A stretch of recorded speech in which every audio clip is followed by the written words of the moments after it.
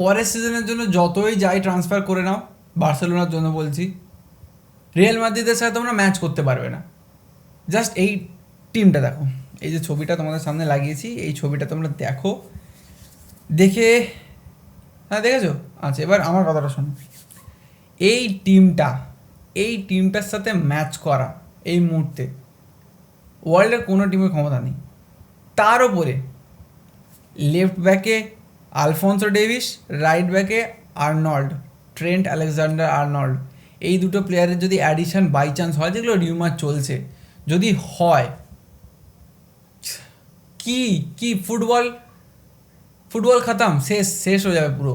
কারণ Real Madrid যে পাওয়ার নিয়ে ক্যাপিটালাইজ করবে, সেই পাওয়ারের সাথে সামনে দাঁড়ানোর ক্ষমতা না থাকবে। বার্সেলোনা, বায়ার্ন মিউনিখকে তো দেখে নিয়েছো, বায়ার্ন মিউনিখও নয়, ম্যানচেস্টার সিটিকেও হারিয়েছে। সম্ভব নয়, কেউ পারবে না এই ইউসিএলে উইথাউট এ প্রপার স্ট্রাইকার। হোসেলুর মতো একটা প্লেয়ার, যে সেকেন্ড মানে লোয়ার লেভেলের প্লেয়ার, তাকে তুলে এনে একটা বসিয়ে দিল, দিয়ে তাকে দিয়ে তোমরা ম্যানচেস্টার সিটিকে হারালে, বায়ার্ন মিউনিখকে হারালে, হারিয়ে ফাইনালে উঠলে। এরপরে আসছে তোমার ডর্টমান্ড, তোমরা চ্যাম্পিয়ন্স লিগ ফাইনাল হয়তো আবার নিচ্ছ। এরপরের সিজনে তোমাদের মাঝখানে কে বসছে? Kylian Mbappe. লেফটে কে? ভিনিসিয়াস, যে এবারে ব্যালন্ডিয়র পাওয়ার সবথেকে বেশি চান্সেস।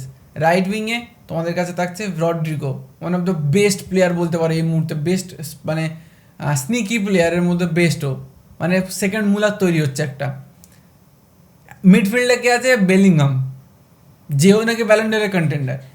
তিনটে ব্যালন্ডিয়রের কন্টেন্ডার তোমার উপরে বসেই আছে।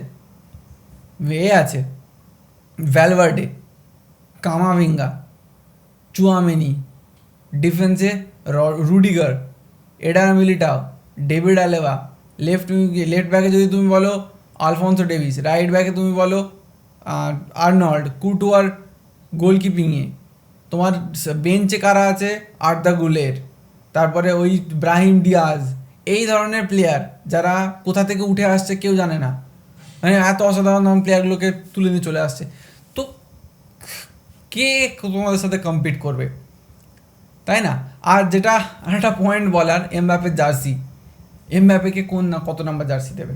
দেখো, এমবাপের একদম হেভি চান্সেস তোমাকে বাবা নাম্বার 9 পড়তে হবে। কারণ ব্যালন্ডিয়র তো এবারে ভিনি জিতছে, তুমি নাম্বার 7 দেবে না তোমাকে। লুকা মডরিচের স্টে করে যাওয়ার চান্স আমি চাই লুকা মডরিচ স্টে করুক। কারণ আছে ভাই, অনেক কারণ আছে। দেখো, এমবাপে হচ্ছে একটা বিগড়ানো ছেলে, ঠিক আছে, পুরো বিগড়ানো ছেলে। ওর প্রচুর ইগোস্টিক ইস্যু আছে, প্রচুর ন্যাকামো আছে, ক্যাজরা আছে, প্রচুর ক্যাজরা। ও যেখানে যাবে ওকে সবার উপরে মাথা তুলে রাখতে হবে, ঠিক আছে, সিম্পল ব্যাপার। তুমি গেমে ইগোয়েস্টিক হও, তুমি রোনাল্ডো হও, রোনাল্ডো ইগো ছিল, যথেষ্ট বেশি ইগোয়েস্টিক ছিল, মানে টিমমেট গোল করলেও সেলিব্রেট করবে না, ঠিক আছে, মানে এই ধরনের ক্যাজরাও করতো। তো সেটা করো, সেটাতে কোনো ব্যাপার নেই, কিন্তু তুমি টিমের ড্রেসিং রুমের একটা অ্যাম্বিয়েন্সটাকে নষ্ট করার ক্ষমতা তুমি রাখতে পারো না। সেটা করার ক্ষমতা কিন্তু রাখে এমবাপে। তো সেটাকে চুপ করানোর জন্য কিছু বড় বড় প্লেয়ারকে দরকার। কিছু বড় বড় প্লেয়ার মানে আমি যাদের কথা বলছি, যেমন ধরো যারা Champions League winner, Carvajal, Luka Modric, Toni Kroos, ঠিক আছে, বা ধরো নিচে যারা নিচে আমাদের কুটোয়ার, এই ধরনের প্লেয়ার যারা ম্যাচিওর, যারা অলরেডি জীবনের সব উগড়ে নিয়ে বসে আছে, এরকম প্লেয়ারদেরকে থাকতে হবে এমবাপেকে কন্ট্রোল করার জন্য, এমবাপেকে দেখানোর জন্য, ভাই তেরা অকাত দেখলে, তুই এখনও একটা চ্যাম্পিয়ন্স লিগ পাসনি, একটা শুধু ওয়ার্ল্ড কাপ পেয়েছিস 18 বছর বয়সে, তাও টিম সেট আপ যথেষ্ট ভালো ছিল, সেই জন্য তুই কিচ্ছু উগড়ে নিসনি। এসেছিস, শেখ, চুপচাপ মাথা নিচু করে খেলে বড় হ, এইটা যেন দেখানোর লোক থাকে, না হলে কিন্তু ঝামেলা করবে এ ক্যাজেরা ছেলে, ঠিক আছে। সিম্পল কথা, বাবা মা মানুষ করতে পারেনি, ক্যাজা করেছে পুরো একটা। তো এই ধরনের প্রবলেম এমবাপের সাথে আছে, সেই জন্য আমি বলবো লুকা মডরিচ, টনি ক্রুসের মতো প্লেয়ারের টিমেতে যতটা ইনভলভমেন্ট আগে ছিল ততটা তো থাকবে না, কিন্তু থাকতে হবে এনাদেরকে। এরা যদি না থাকে টিমটা কিন্তু ব্যালেন্স বিগড়ে যাবে। কারণ তোমরা দেখেছো যে ভিনিসিয়াস কী ধরনের একটা মেন্টালিটির মানুষ, ঠিক আছে, সবাই দেখেছে। ক্যাজরা প্লেয়ার, পুরো ক্যাজরা প্লেয়ার, একদম ছ্যাঁচড়া মেন্টালিটি, ছ্যাঁচড়া। তার পাশে কে বসছে? এমবাপে, আরও ছ্যাঁচড়া।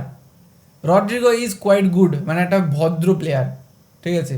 এই এমবাপে আর ভিনিসিয়াস এই দুটো ছেঁচড়াকে কন্ট্রোল করা না অত সহজ নয়।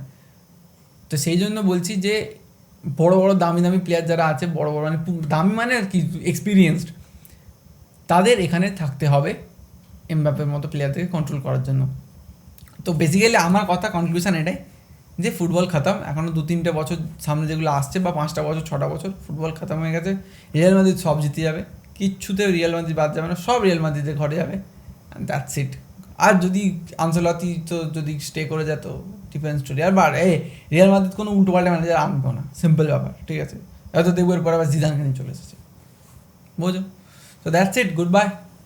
এই হচ্ছে রিয়াল মাদ্রিদের ভিডিও ছিল, পরের ভিডিওতে দেখা হচ্ছে, বাই।